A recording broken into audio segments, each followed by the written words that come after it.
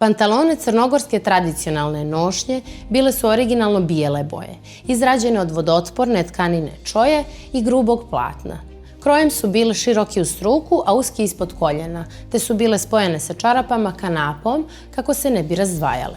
Uz njih se nosio vuneni ili pamučni pojas, dužine 5 do 6 metara i širine oko 15 cm, kojim su se pantalone čvrsto stezale. Čarape za koljena izrađene su od vune i spadaju među najpoznatije dijelove crnogorske narodne nošnje. Uglavnom su služila za jače zatezanje listova, što je bilo neophodno kako bi se ljudi mogli bezbjedno kretati po planinskom i krševitom terenu.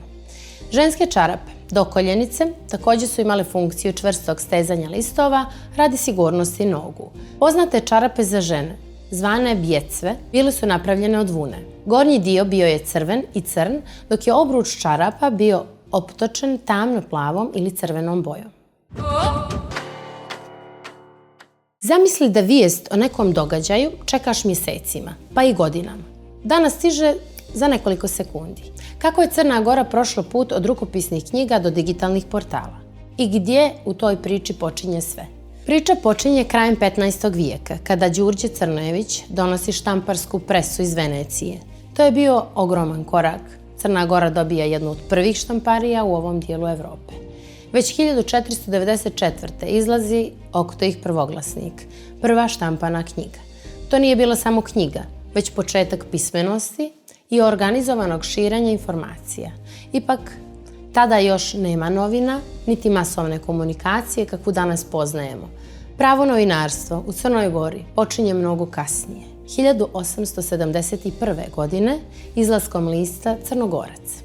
Kasnije nastaje Glas Crnogorca, koji postaje zvanični glas države i izlazi više od pola vijeka. U tom periodu novine nisu bile samo izvor informacija, već sredstvo vlasti da komunicira s narodom. Objavljivali su se zakoni, odluke i politički stavovi, pa su mediji od samog početka bili povezani sa politikom.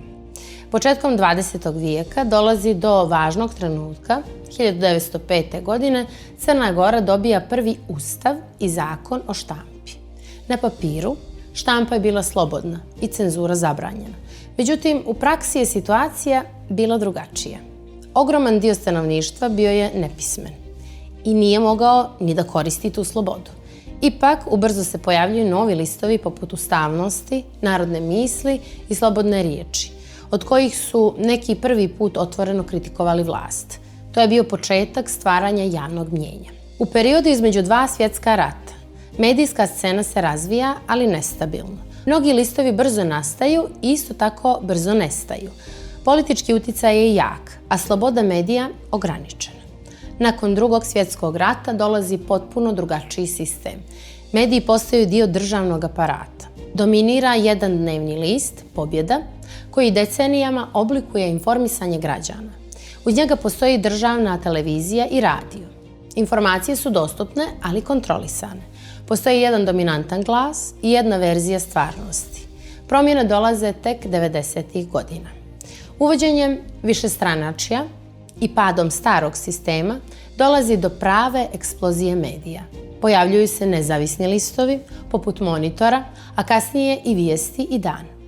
Po prvi put građani imaju izbor, različite informacije, različite perspektive i različite političke stavove. Mediji postaju prostor sukoba ideja, ali i važan faktor u demokratskom razvoju društva.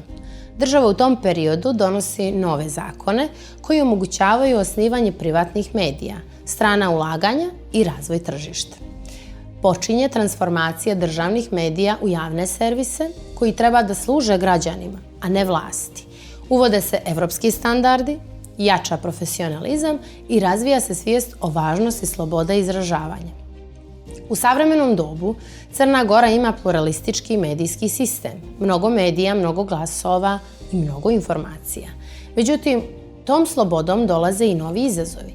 Pitanje više nije samo da li postoji sloboda medija, već koliko su mediji odgovorni. Dekriminalizacija klevete i razvoj samoregulacije pokazuju da se sistem i dalje razvija i prilagođava modernim standardima. Od prve štamparije do digitalnih platformi, mediji u Crnoj Gori prošli su dug i složen put. Njihov razvoj uvijek je bio povezan sa političkim i društvenim promjenama. I danas važi isto pravilo kao i prije nekoliko vijekova. Mediji nisu samo prenos informacija, već i moćan alat koji oblikuje društvo. Zato ostaje pitanje, da li mi biramo šta ćemo da gledamo i čitamo ili mediji ipak imaju moć da upravljaju našom percepcijom?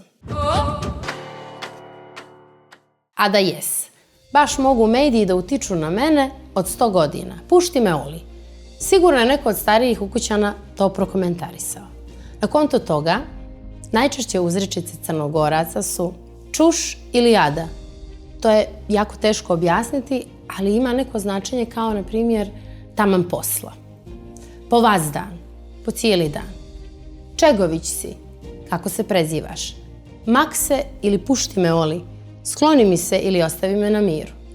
Ela je odobravanje nečega, kobajagi, kao fore radi, što činiš, što radiš, ali bez prevelikog interesovanja za suštinu, već kao usputno pitanje. Niđe veze, kad nešto nema smisla. Đe gori, čemu žurba? Hvala na gledanju. Like, comment, subscribe. Ukoliko ste propustili neku od prethodnih epizoda, klikni na sljedeći video. Vidimo se.